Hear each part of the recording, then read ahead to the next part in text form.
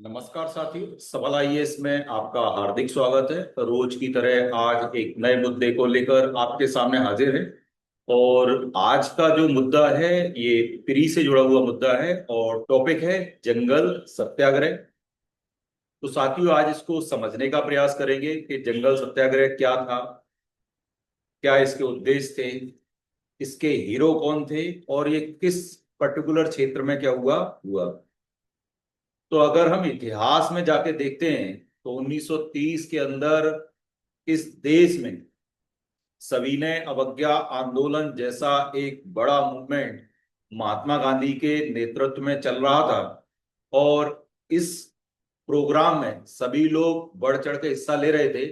आपको ये पता होगा कि सविनय अवज्ञा आंदोलन के अंदर सभी पक्षों की भूमिका थी, चाहे महिला हो, पुरुष हो, युवा हो या नौकरी पेशा लोग हों, सभी लोगों ने बढ़ चढ़ के हिस्सा लिया। और इसी सविनय अवज्ञा आंदोलन के समय नमक कानून को बड़ी मात्रा में क्या हुआ, तोड़ा गया। यानी गांधी जी उस समय जो बोल रहे थे, जनता उसको प्रभावी रूप से स्वीकार कर रही थी और देश के अंदर एक बड़ा आंदोलन था। लेकिन जंगल सत्याग्रह को देखें, और मैंने आपसे चर्चा करी सविनय अवज्ञा आंदोलन, तो हम इसको देख लेते हैं कि प्रारंभ में 1930 में नमक कानून भंग करने के उपरांत सविनय अवज्ञा आंदोलन प्रारंभ हुआ, यानी ये चल रहा था। इसी की प्रेरणा से, यानी अगर हम, प्रश्न ये आता है कि जंगल सत्याग्रह एक्चुअली हुआ क्यों, तो जंगल सत्याग्रह सविनय अवज्ञा आंदोलन की प्रेरणा से या उसके द्वारा जनित था। क्योंकि हमारे पास कोई समुद्र तो है नहीं मध्य प्रदेश के पास, जहां जाके हम क्या होंगे, नमक कानून को तोड़ देंगे। तो हमने प्रतिक्रिया शुरू, जंगल सत्याग्रह क्या करा, शुरू करा। इसका उद्देश्य क्या था, राज्य में नमक बनाना संभव नहीं था, इसलिए जंगल के कानूनों को क्या हुआ, तोड़ा जाएगा। क्योंकि हम प्रतिक्रिया कर रहे थे, यानी भारत की सारी आवाम उस समय अंग्रेज सरकार के खिलाफ जाके क्या कर रही थी, प्रतिक्रिया दे रही थी। अर्थात ये नमक सत्याग्रह के परिणाम स्वरूप उत्पन्न आंदोलन था।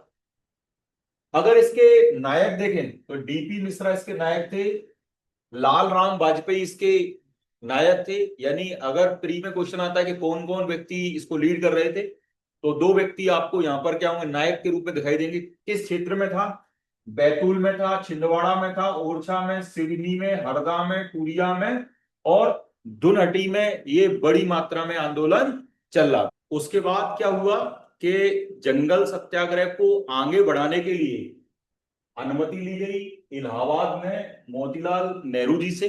और ये अनुमति लेने वाले व्यक्ति कौन है, द्वारका प्रसाद मिश्र। इन्होंने अनुमति ली कि भाई हम इस सत्याग्रह को बड़ी मात्रा में मध्य प्रदेश में बढ़ाना चाहते हैं। ठीक है, तब हमको एक घटनाक्रम दिखाई दिया 1930 में, टूरिया सत्याग्रह। स्थान था ये सिवनी में, इसके नेता थे दुर्गा शंकर मेहता। इसकी प्रतीक और शुरुआत थे सिवनी के जंगल में घास काटकर। प्रतिक्रिया स्वरूप, भाई कानून था कि आप घास नहीं काट सकते, प्रतिक्रिया स्वरूप हम गए, हमने कही हम वहां पर क्या होंगे, घास काटेंगे। और जो आंदोलन सविनय अवज्ञा आंदोलन चल रहा है उसमें भी हम अपनी भूमिका सुनिश्चित करेंगे। स्वाभाविक रूप से जब हम कानून को तोड़ रहे हैं, अंग्रेजों की तरफ से तो प्रतिक्रिया आएगी। क्योंकि अंग्रेज को नहीं थे कि टेलीफोन आ गया या कोई ने सिफारिश कर दी तो माफ कर दें। अगर किसी भी व्यक्ति ने कोई भी हरकत करी तो फांसी होगी या तोप के मुंह पे सामने खड़ा करके उड़ा देंगे। ठीक है, अंग्रेजों की तरफ से क्या हुई, प्रतिक्रिया हुई। तो प्रतिक्रिया में अंग्रेजों की तरफ से दरोगा सदरुद्दीन और अंग्रेजों की तरफ से रेंजर मेहता थे। और जब दोनों में झड़प हुई तो सामने शहीद हुए गुड्डो भाई, रैना भाई, बेमा भाई, बिरजू गोंड, ये सभी लोग क्या थे, आदिवासी थे। तो साथियों, इसी के अंदर एक दो टॉपिक और हैं, तो उसकी चर्चा आने वाले वीडियो में करेंगे। और ऐसे ही किसी नए विषय को लेकर आपसे फिर मुलाकात होगी, तब तक के लिए धन्यवाद।